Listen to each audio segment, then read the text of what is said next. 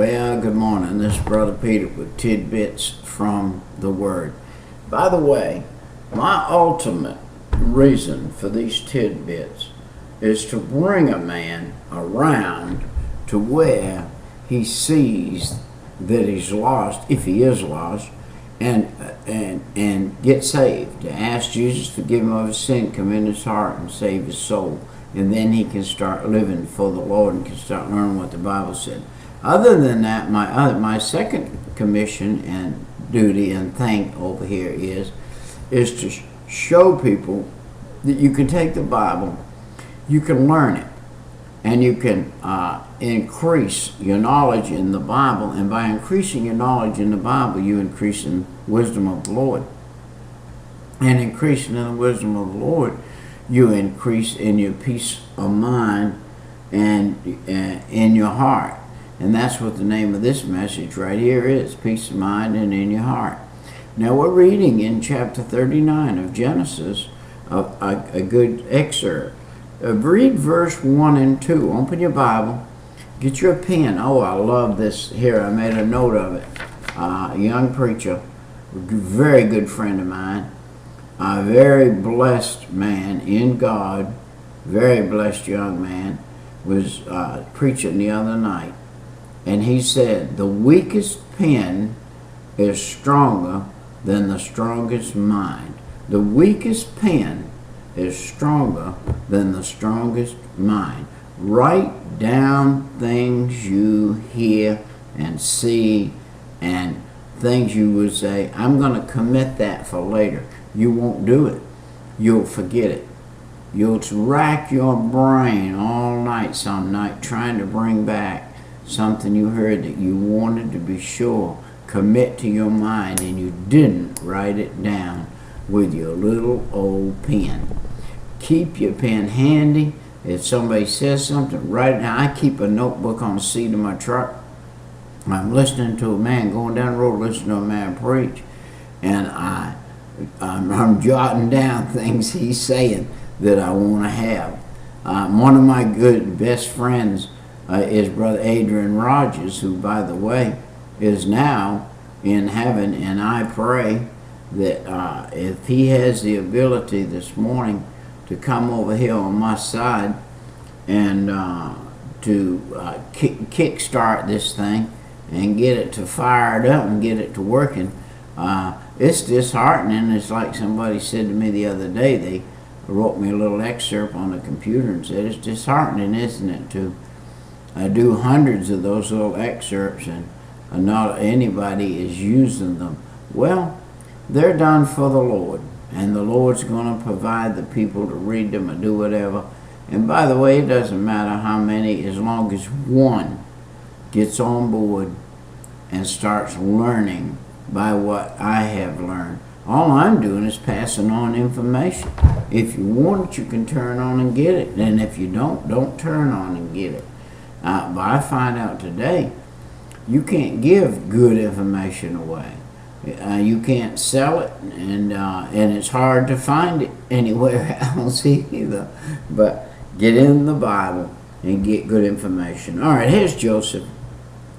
And he's sold down there, and he's in his master's house. And he's a man after God's own heart, too. And Joseph found grace in the sight of his man. Joseph, it says, verse 4, found grace in his sight, the sight of Potiphar. And he served him, and he made him overseer over his house and all that he had put in his hand. Now, Potiphar put everything he owned in Joseph's hand. He didn't worry about anything. And then look what happened in verse 5.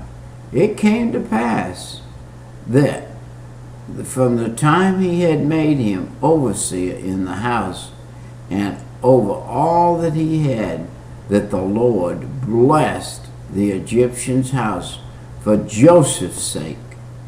And the blessing of the Lord was upon all that he had in his house and in the field. Because God's man Joseph was in that man's house, that man's house was totally blessed.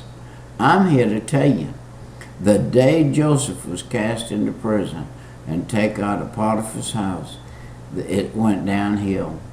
And from that day forward, that house fell.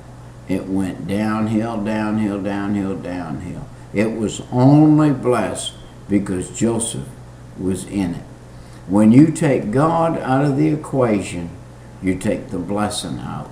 The United States of America today has kicked God out of it and done away with the blessing. The United States of America was blessed. For 200 years we've been blessed, blessed, blessed, blessed, blessed. And you know what? Then we kick God out of America. Now what are we under? We're under a curse. And every single solitary day the curse gets worse. Curses double. Curses increase. Curses do multiplication. They multiply. They multiply one behind the other.